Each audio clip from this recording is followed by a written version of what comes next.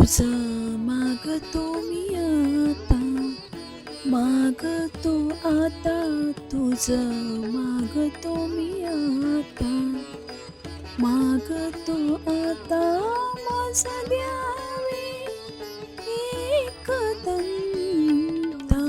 तुझं मागतो मी आता. मी आज बनवते गणपती बाप्पासाठी अननस, डाळिंब आणि केसरचे मोदक.